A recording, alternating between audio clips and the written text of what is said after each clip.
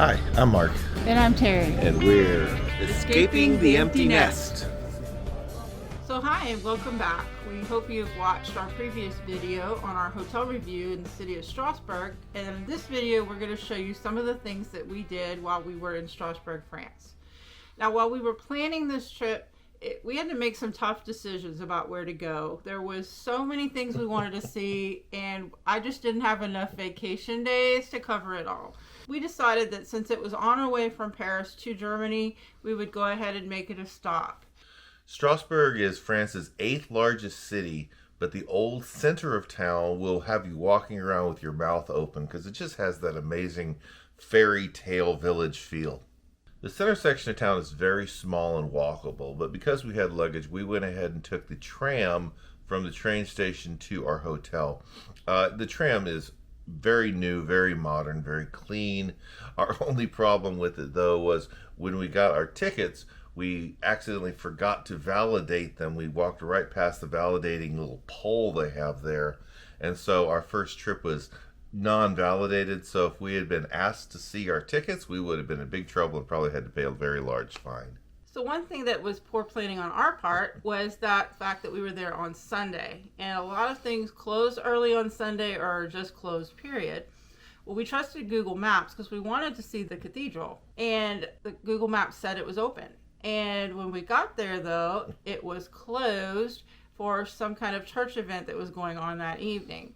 And so we were kind of disappointed, even though, you know, there's that great astronomical clock. I don't know if we would have actually got to see that or not if we'd have gone in, but that was one of the things we were looking forward to. So one of the first things we did after we checked into our hotel was visit the Alsace Museum.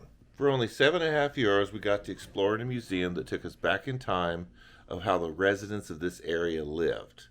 There were thousands of artifacts, and even the building was a historic artifact, and it showed us its age as we walked along the balconies.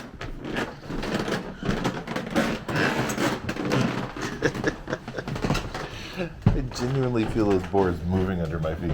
We were loaned electronic guides to help us explore the exhibits, but after seeing there was as much English as French written on the exhibit cards, we gave up using those and just read the cards. So one thing that surprised us was how early the town shut down. As we were walking around the town and making plans, we thought it would be really cool to go back out at night and see the little square there, the carousel, and everything all lit up. And we were highly disappointed that the whole thing was just dark. And empty. I don't know if that was Sunday. I don't know if you have a different experience with that. If it was a different day of the week, would we have seen something?